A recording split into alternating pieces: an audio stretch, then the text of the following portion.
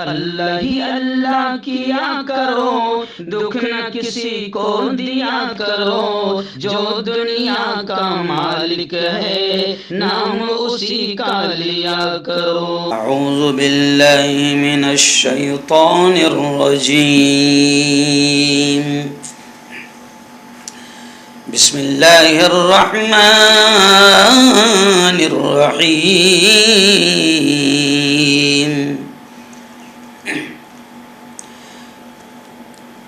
لیلۃ القدر خیر من الف شہر، لیلۃ القدر خیر من الف شہر، تنزل الملائکۃ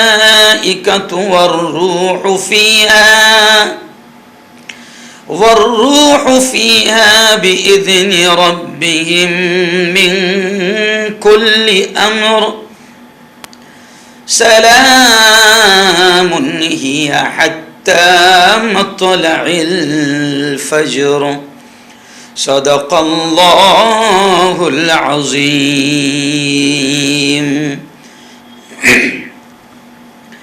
بہت ہی قابل صد احترام نوجوان دوستوں، بزرگوں اور ساتھیوں، پردہ نشین ماؤں اور بہنوں، ابھی کل بھی بڑا لمبا سفر کڑاکے کی دھوپ میں ظہر کے وقت میں میرا یہاں جلگاؤں سے شروع ہوا، اور کل رات دھارنی پہنچا میں، مسجد علی میاں ندوی، حضرت مولانا علی میاں ندوی کے نام سے جو مسجد ہے دارالعلوم دھارنی میں، وہاں پر یہی تیسری تاخیرات تھی، اسی کا بیان تھا۔ رات کو 2 بجے ذکر کی مجلس ختم ہوئی، پھر 2 گھنٹہ آرام کیے، سحری کر دیے، چل دیے، ابھی یہاں پر پہنچا، پھر ابھی واپس نکلنا ہے مجھے یہاں سے، پھر ظہر بعد میں یہاں سے 60 کلومیٹر 70 کلومیٹر پر پھر ایک جگہ بیان ہے۔ بس اللہ کیسے طاقت دے رہا ہے، کیسے چلا رہا ہے، وہ اللہ ہی جانتا ہے۔ چلیے آئیے دعا کیجئے بس کہ اللہ خوب طاقت دے، اور اللہ ہمارے ان کاموں کو قبول کرے، ہماری خدمت کو قبول کرے۔ آج ہم بات کر لیتے ہیں لیلۃ القدر پر۔ کتنی قیمتی رات ہے وہ تو آپ کو بارہا آپ نے سنا ہے، میں تو صرف اتنا ہی جملہ کہوں گا کہ اتنی قیمتی رات ہے کہ اللہ نے اسپیشل پوری ایک سورت اس رات کے نام سے اپنے کلام میں اتاری، سورۃ القدر، اور اس میں اللہ نے اس رات کی اہمیت کو بیان کر دیا کہ میرے بندو یہ رات 1000 مہینوں سے بہتر ہے، یعنی اگر کوئی بندہ اس ایک رات کو پالے تو وہ ہزاروں مہینوں کا ثواب اپنے دامن میں سمیٹ لے گا۔ ساری تفصیلات آپ نے سنی ہیں۔ اب اس رات کو ڈھونڈنے کے تعلق سے اللہ کے نبی صلی اللہ علیہ وسلم نے یہ فرمایا ہے کہ اسے رمضان کے اخیر عشرے کی طاق راتوں میں تلاش کرو۔ جی ہاں، یعنی 21 طاق راتیں، 21 23 25 27 29۔ آج میں یہ بات بتاؤں گا، اللہ والوں نے کہا ہے کہ اگر یہ رات کسی خوش نصیب کو میسر اللہ کر دے اور وہ اس رات کو محسوس کرے کہ یہی رات لیلۃ القدر ہے، تو نفل کے علاوہ اس کو ایک دعا کثرت سے پڑھنی چاہیے، ایک دعا لیلۃ القدر میں۔ کون سی؟ اللہم انک عفو کریم تحب العفو فاعف عنی۔ مشکات شریف جو حدیث کی مشہور کتاب ہے، اس میں یہ دعا ملتی ہے انہی الفاظ کے ساتھ، اللہم انک عفو تحب العفو فاعف عنی۔ کیا مطلب؟ اے اللہ تو سراپا عفو درگزر کرنے والا ہے، تو بڑا معاف کرنے والا ہے، فاعف عنی تو مجھے معاف کر دے، مجھے بخش دے۔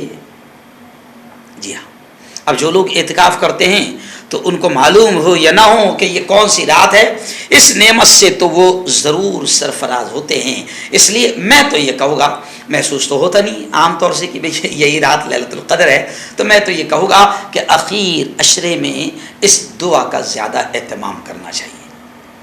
اللہم انک عفو تحب العفو فاعف عنی، اللہم انک عفو تحب العفو فاعف عنی، اے اللہ تو بڑا معاف کرنے والا ہے، مجھے بھی بخش دے، مجھے بھی معاف کر دے۔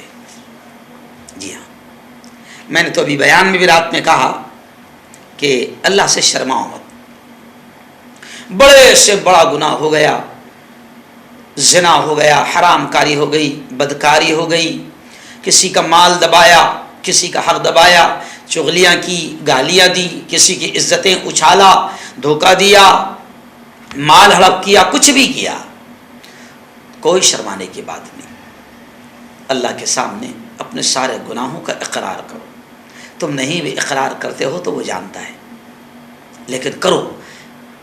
کچھ گناہ تو یاد آ جاتے ہیں انسان کو کہ ہاں میں نے یہ گناہ کیا ہے، شرماؤ مت، اللہ کے سامنے رکھو، اے اللہ یہ گناہ کیا، اے اللہ یہ گناہ کیا، اے اللہ یہ گناہ کیا، میرے مولا معاف کر دے۔ اور کچھ تو ایسے گناہ ہیں میرے مولا جو یاد بھی نہیں آتے ہیں، ان کو بھی معاف کر دے، بڑا رحیم ہے وہ۔ ایک مرتبہ سچے دل سے اللہ کے سامنے کہہ دو اے اللہ معاف کر دے، اللہ کی قسم اتنا ہی جملہ کافی ہے، اللہ سارے گناہوں کو معاف کرنے کے لیے تیار ہے۔ تو اب یہ اخیر عشرہ ہے، بلکہ اخیر عشرہ بھی اب ختم ہو گیا، آج تو 25واں روزہ ہے، آج 25واں روزہ ہے۔ اب بچی کتنی راتیں؟ 3-4 راتیں بچی ہے۔ جی ہاں، تو خوب مانگو اللہ سے خوب مانگو، ہے نا۔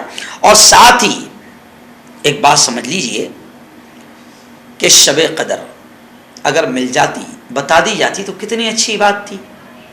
بھی اگر بتا دی جاتی تو ہم اس رات کو باہر ہی نہ جاتے مسجد سے، خوب عبادت کرتے، نفل پڑھتے، ذکر کرتے، تلاوت کرتے، استغفار کرتے، درود شریف پڑھتے، اس رات کو خوب اچھی طریقے سے گزارتے تاکہ وہ رات مل جائے، تو کتنی اچھی بات تھی۔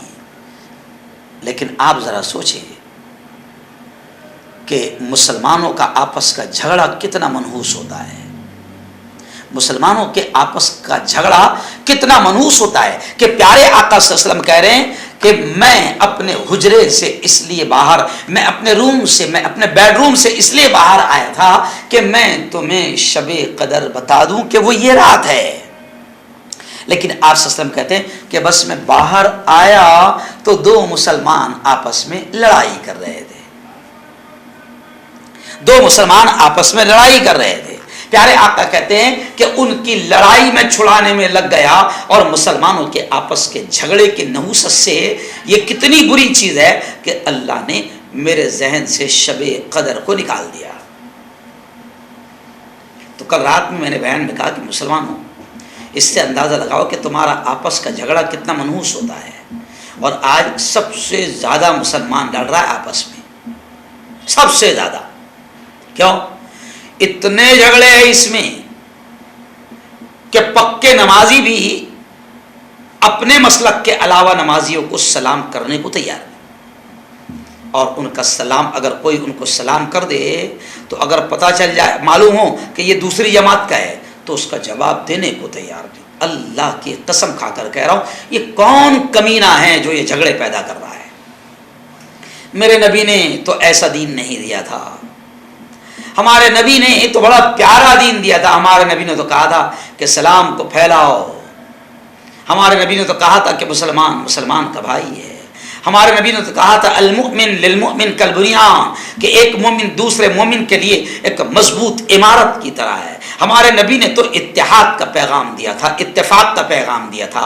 ہمارے نبی نے تو ہم کو بتایا کہ تمہارا رب ایک، تمہارا قبلہ ایک، تمہارا باپ ایک، تمہاری ماں ایک، تمہارا دین ایک، تمہارا قرآن ایک، یہ تو ہمارے نبی نے کہا ہے۔ مگر افسوس کہ مسلمان، بلکہ ایک بات یاد آ گئی کہ مسلمان، ابھی آپ دیکھو کہ ابھی ہندو بھائیوں کے جلوس آئے گے، کوئی بھی جلوس، اس سے پہلے بھی آئے اور ابھی بھی آئے، ہندو بھائیوں کو یہ کھڑے رہ کر پانی پلانے کو تیار ہے، اس کے جلوس میں، اس کے تہوار میں یہ مورتی پر امن بنانے کے لیے، ایکتا دکھانے کے لیے پھول پھینکنے کو تیار ہے، بہت اچھی بات ہے، کوئی بات نہیں، ایکتا امن کا ماحول بنائیے، ہم اس سے انکار نہیں کرتے، ایکتا امن کا ماحول بنائیے، ہم تو ایکتا اور امن کے ماننے والے ہیں، اور اسلام ہمیں ایکتا امن کی بات سکھاتا ہے۔ لیکن ذرا یہ تو سوچیں کہ ہم غیروں کے لیے ان کو لسی پلانے کو تیار، ان کو پانی پلانے کو تیار، ان کو اپنا ٹینٹ لگا کر اپنی مسجدوں کے سامنے ان کے جلوس جو گزر رہے ہیں اس پر پھول پھینکنے کو تیار، لیکن ذرا اللہ کے واسطے دل پہ ہاتھ رکھ کر بتاؤ، کیا کبھی کسی جماعت والے نے دوسری جماعت والے کے لیے ایسا کیا کہ نہیں بھائی آج ان کا اجتماع ہے تو چلو ہم یہاں سے جو لوگ گزر رہے ہیں ان کو ہم پانی پلائیں گے، ان کو ناشتہ کرائیں گے؟ نہیں، نفرتیں آپس میں اتنی ہیں کہ کفر پسند ہیں، غیر پسند ہیں، مگر اپنا پسند نہیں ہے۔ یہ سب سے بڑے شیطان اور خبیث ہے جنہوں نے مسلمانوں کے درمیان یہ مسلک کے اور جماعتوں کے اور فرقوں کے جھگڑے پیدا کیے ہیں۔ یہ کبھی بھی دین کے اور اسلام کے ماننے والے ہو ہی نہیں سکتے، کیونکہ دین، اسلام اور میرے نبی نے نفرت سکھائی نہیں، بلکہ میرے نبی نے تو یہ کہا کہ تمہارا آپس کا جھگڑا مسلمانوں اتنی بری چیز ہے کہ تمہارے آپس کے جھگڑے کی وجہ سے اللہ نے شب قدر میرے ذہن سے نکال دیا۔ تو میرے یارو ایک بات یاد آ گئی تو کہہ دیا تھا، بس اتنی ہی گزارش کروں گا کہ شب قدر کو ڈھونڈو، تلاش کرو۔ میرے نبی بخشے بخشائے نبی، بخشے بخشائے رسول نے، بخشے بخشائے نبی اور بخشے بخشائے رسول نے اس شب قدر کو ڈھونڈنے کے لیے اور حاصل کرنے کے لیے آخری عشرے کا زندگی بھر اعتکاف کیا تاکہ یہ شب قدر ہاتھ سے نکل نہ جائے۔ تو کتنی قیمتی رات ہوگی، اس لیے اللہ نے اس سال کا رمضان دیا ہے، اب 2-3 راتیں بچی ہوئی ہے، اللہ کے واسطے شب قدر کو تلاش کرو، اور شب قدر اگر مل جائے تو پھر اللہ سے اپنے تمام گناہوں کی معافی مانگو، اور اخیر عشرے میں تو میں یہ کہوں گا کہ چلتے پھرتے یہ دعا کرو، اللہم انک عفو تحب العفو فاعف عنا یا کریم، اے اللہ تو بڑا بخشنے والا ہے، میرے گناہوں کو بھی معاف کر دے، میرے گناہوں کو بھی بخش دے۔ میں دعائیں کرتا ہوں کہ اللہ تعالیٰ آپ کو بھی، مجھے بھی، ہم سب کو اور پوری امت مسلمہ کو اس سال کی شب قدر اللہ ہم سب کو نصیب فرمائے، آمین۔